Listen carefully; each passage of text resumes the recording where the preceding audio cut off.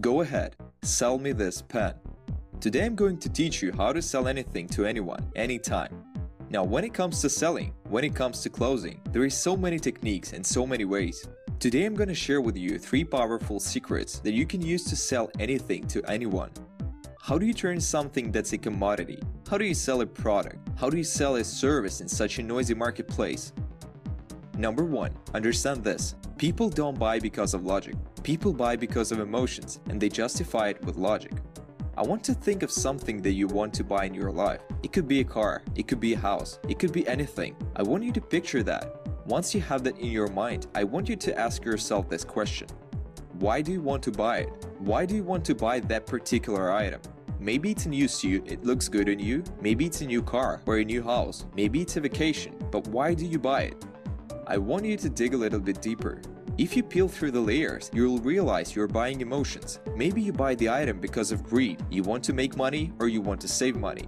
Maybe it's because of generosity, that buying this item, it's going to help other people. Maybe it's because of shame, of if I don't buy this, I will look foolish. Maybe it's fear, if I don't buy this, I'm going to be missing out. Maybe it's an escape that you go on a vacation. Your 9-to-5 job is driving you crazy and you say, I need some time off. Whatever those reasons are, they are often emotional reasons. You buy because of emotion and justify with logic. Think about when you're selling something to somebody. Are you pushing those emotional hot buttons? You have to understand that.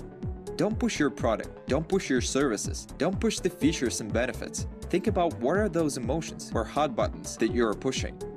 Number 2. People don't buy their way into something. They buy their way out of something. It means people very often are buying something because they have a problem they want to solve. They want to buy their way out of the problem. People don't buy the drill, they just want a hole in the wall. What is it that you're helping them solve? What problem? Dan Lok always says, the amount of money that you make is in direct proportion to how deep you understand your marketplace's pain. The amount of money you make is in direct proportion to how well, how deep do you go, and how do you understand your marketplace's pain. You have to understand what are the pains that people have and how can you help them relieve some of that pain. Think about it. Number 3. People don't buy products and services, they buy stories. When there are so many choices out in the marketplace, on the internet, any product that you want, there are hundreds and hundreds of choices. How do you stand out? How do you add emotions to a commodity? A pen, for example. What's the difference between a $2 pen and an $800 Mont Blanc John F. Kennedy limited edition exclusive pen? It's the same pen. It has the same functions.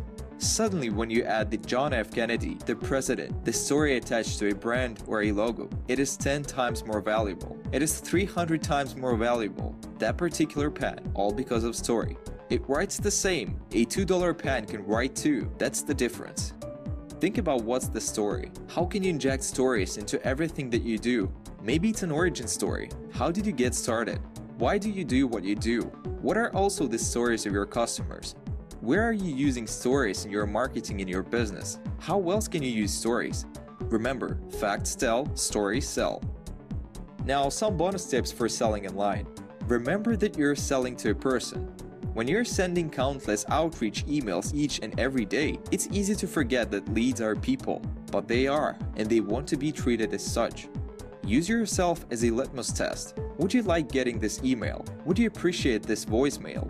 If not, there is a good chance your buyer won't either. It's important to be professional in sales, but it's also important to be personable. Buyers have lives outside of work and things they're passionate about that have nothing to do with their jobs. Build real rapport with your prospects by letting the conversation drift to the personal every once in a while. Make it easy for a buyer to purchase. Visitors to your website or blog tend to have a short attention span, so you generally have about 10 seconds to grab their attention when they first land on your page. Don't put obstacles in their way or make them overthink. Many visitors will leave your site the moment they hit a snag.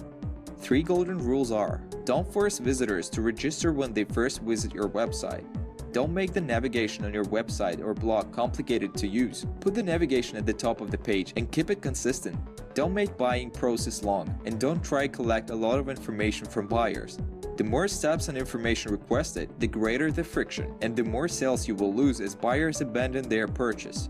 Hint: try buying your product as a prospective buyer would. Can you do it quickly and easily without too much thought? I hope you liked the video, and if so, don't forget to subscribe.